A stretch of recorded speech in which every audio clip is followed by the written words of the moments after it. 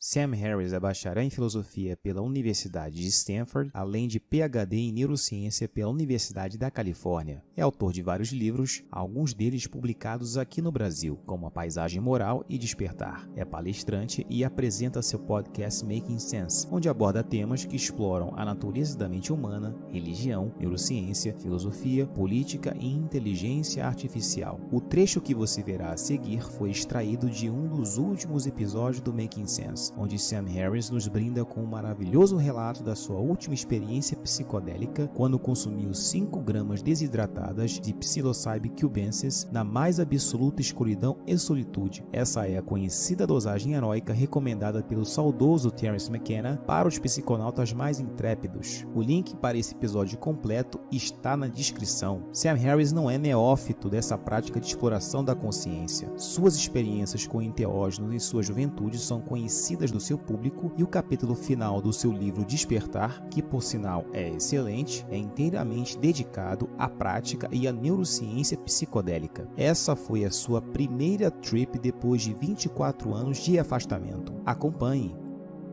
Here's what I did. I took 5 grams of dried mushrooms and stayed blindfolded throughout the trip. I had never done this before. All my previous mushroom trips had been in nature, at lower doses, and I'd never taken any psychedelic blindfolded. This was always Terence McKenna's recommendation. 5 dried grams of mushrooms in the dark. And he always talked about this experience as though he were throwing down a gauntlet of sorts.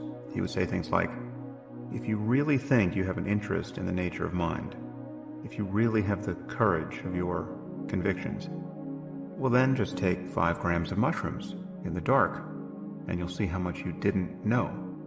And I was aware that I had never done this, right? And I hadn't done it because I was scared to do it, frankly.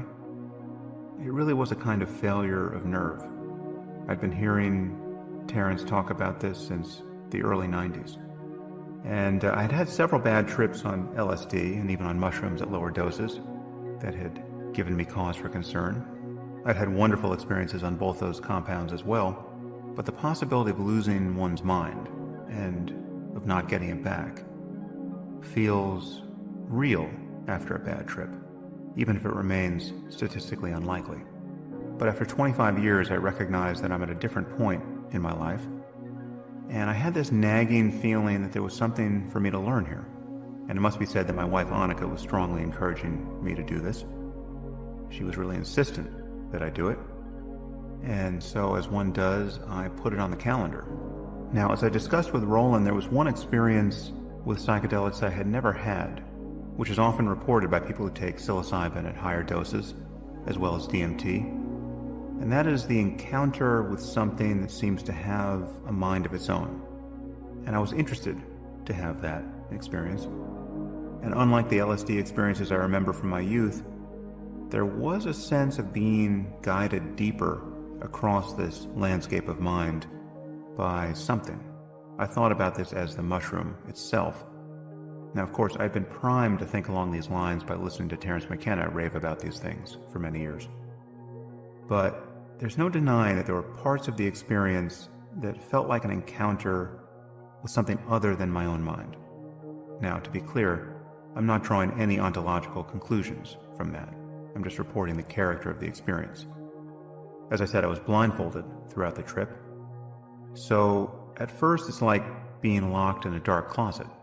But as I was waiting for something to happen, I began to feel that there was a jaguar in the closet with me, and I began to suspect that some accommodations would have to be made.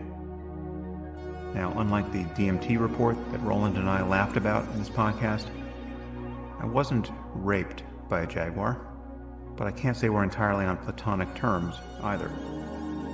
Now, psilocybin is highly visual, and the visions come in waves, and each time they receded, I found myself saying or thinking, show me more. Again, there was a sense of being led by something across an inner landscape. And the notion of visions doesn't quite capture it. The experience isn't confined to one sense domain. There's a merging of the senses in a synesthesia. so one is really having a vision with one's whole body. You may know the Renaissance sculpture by Bernini of the Ecstasy of St. Teresa. That captures the mood pretty well. There's just an utter surrender to this thing. It's like your mind is being extruded across a landscape and conformed to it and squeezed and evaporated. There's definitely a motif of sacrifice here and dismemberment. It's like you are the lucky human sacrifice. And to say that one's mind has simply been shot out among the stars is somehow to trivialize the experience. Again, it's not merely a matter of seeing in a vast space. It's a matter of feeling to a degree that defies description. I mean, I can dimly remember feeling such intense gratitude that I wouldn't expect to feel any other emotion for the rest of my life. And there's no question that having experience of this kind in the context of believing specific religious doctrines could seem to confirm some of those doctrines. If, for instance, I had been a Christian with some notion of the Holy Spirit rattling around in my brain, well then I would count this experience as a full collision with it, and proof of its reality. But as most of you know, my day job is to not be fooled by spurious ideas passed down from our ignorant ancestors. So I'm very slow to make claims about what I think is going on here. And there's no question that areas of the brain that represent our relationship to other minds can get triggered arbitrarily, just as Roland suggested. This happens every night when we dream. We feel ourselves to be in relationship to people and things that don't exist. And frankly, the sense of otherness was actually a minor component in the end. Mainly, it was an experience of mental reality utterly beyond what I recognized to be my own mind. It was not merely impersonal, in the sense that I was brought beyond any reference to my own life. There was no discernibly human aspect to parts of this landscape. Now, the first revelation is with respect to the absolute insufficiency of language to capture the experience. I mean, you are wading into a roiling ocean of meaning with the proverbial thimble. What you bring back in that thimble just can't begin to indicate the immensity of the experience, or its beauty, or its terror, depending. Even to oneself, as an aid to memory, language is next to useless. And the fact that there are landscapes of mind this vast, lurking on the other side of a mushroom, is simply preposterous. I mean, how could that make any sense? The scale of the thing is all wrong. It violates every intuition you have about what it is to have a mind and a body in a world. It's as though we lived in a universe where if you just reached into your right pocket with your left hand, rather than pull out your wallet, you'd pull out the Andromeda Galaxy. So the experience is altogether too much. It's like a reductio ad absurdum of one's desire for experience itself. It's as though the cosmos were saying, oh, experience is what you want? You want to see and feel and think? Okay, how's this? And then what follows is a vision so blinding in its beauty and intensity that it shatters your mind. It just unmakes you. Again, I have to admit the poverty of words here. We have a word for love, for instance. But what's the word for all the love you can possibly feel? And all the love that you recognize that you have failed to feel at every moment in your life up until this moment? What do we call the experience of having that ocean of feeling invade you and fill every empty space in your mind? There really are no words to describe this experience, just as there's no way of snapping your fingers to describe it. Language is simply the wrong tool for the job. Now, how does mindfulness relate to phenomena of this kind? Well, both meditation and psilocybin seem to have the same effect of decreasing activity in the default mode network. This network has been widely associated with self-referential thinking. And as Roland mentioned, there was a study just published recently on the interaction between mindfulness and psilocybin. They took a group of expert meditators and put them on a silent retreat for 5 days. and gave half the group psilocybin and the other half a placebo on day 4. And then they evaluated them on many measures of meditative and mystical experience, and then followed up at 4 months to assess the lasting effects. The important point is that on 4-month follow-up, the measures of appreciation for life and self-acceptance and concern for society and planetary values, sense of purpose, a lack of anxiety around death and dying, by all of these measures, the psilocybin group looks nothing like the controls. And compared to other studies with psilocybin, mindfulness appears to increase these effects and minimize the negative experiences. But the general picture with psilocybin, with or without mindfulness, is that, as Roland said, something like 70 to 80% of people who take the drug under controlled therapeutic conditions rate it among the top 5 most important experiences of their lives, which is extraordinary. Now, I definitely think my experience in meditation helped me here, and I was conscious at many points of surrendering to the experience by cutting through the sense of self, which is to say subject-object dualism, as I discuss elsewhere in the Waking Up app. But there were also vast stretches of time where there was simply no recollection that mindfulness was an option. Again, it's hard to communicate how far gone one is. During the peak of the experience, which might last an hour or 90 minutes or so, there was no memory at all of having taken a drug. There was no reference point to my life in any sense. There was no possibility of controlling anything or of having a plan. Another analogy comes to mind here. Mindfulness seems to me like the discovery of fire, right? You can kindle it yourself, laboriously at first, but eventually you can produce it on demand, and it warms you, and you can put it to many useful purposes. And it really is fire, right? It's the real thing, as much as any other fire in the universe. But 5 grams of mushrooms is like being hurled into the sun. You can't use this experience at all, but it's there. It's not merely consciousness without the feeling of self. It's the utter erasure of anything recognizably human about your mind. Now, if that scares you, perhaps it should. And there definitely is a fear of death or madness to overcome here, because resistance is just futile and very painful. And there's no doubt that many religious ideas in some way relate to this domain of experience. For instance, one could say that to recoil from the beatific vision is to be cast into hell, right? Or alternately, one could say that one gets forced out of the Garden of Eden, and thereafter there's an angel with a flaming sword at one's back. And then one is left wandering this desiccated world of egoity, filled with fear and craving and confusion. These oppositions describe a kind of geometry of mind.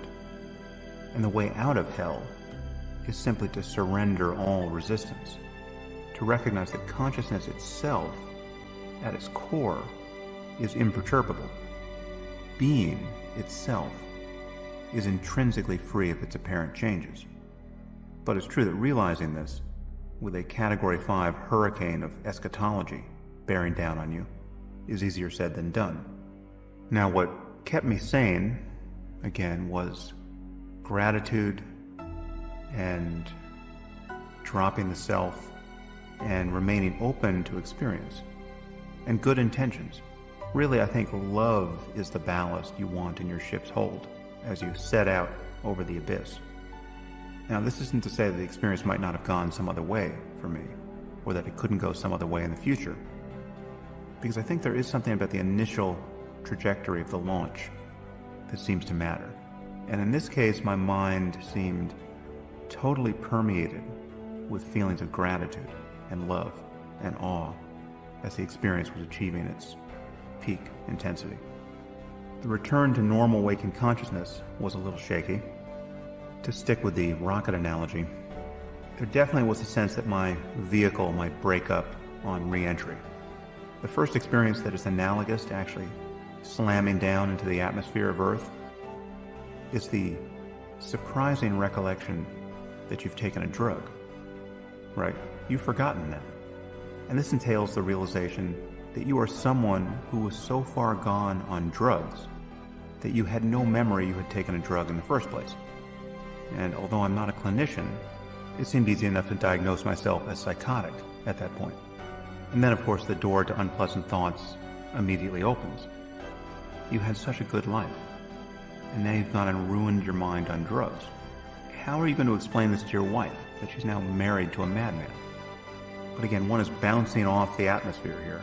So the recollection that one has taken a drug gets forgotten and must be relearned again and again as one skids and shudders and then finally comes hammering down through the atmosphere back to Earth. Now, as good as my trip was, at moments like this, one does pray rather fervently to the god of homeostasis. Just let my brain return to its boring 20-watt glow. I'll take an ordinary human mind, thank you very much. But happily my mind reassembled itself, and there were no stray pieces I could see left on the floor anywhere. And I feel none the worse for wear. In fact, I feel saner than I felt in quite some time. My priorities are straighter. It's like something that needed stretching got a good stretch for about 1 million years. Again, there are people who should not take these drugs, but in the vast majority of cases, normalcy returns. Now, I will do my best to stay current with the research in this area as it continues to come in, and I really am looking forward to a time when psychedelic therapy is a legal, established clinical science. This really must happen. We need a modern, rational, ethically responsible way of reinstantiating the mysteries of Eleusis. We need to understand the furthest reaches of human well-being, and many of us need to experience these states of mind directly so that we can create an ethics and a politics and a culture generally that has its priorities straight. And there's no question that the use of these tools is entirely compatible with the path of meditation. For some people, and I include myself here, initial experience with psychedelics is probably the only thing that could convince us that a path exists and that there's a landscape of mind worth exploring. And the combining of a silent retreat with a high-dose psilocybin session, as was recently done in the study that Roland referenced, seems like a great idea. The title of that paper, incidentally, is Characterization and Prediction of Acute and Sustained Response to Psychedelic Psilocybin in a Mindfulness Group Retreat. That is a terrible title for a very important study. And if human history bends in the direction it should at this point, there will be retreat centers set up to do that sort of thing in the near future.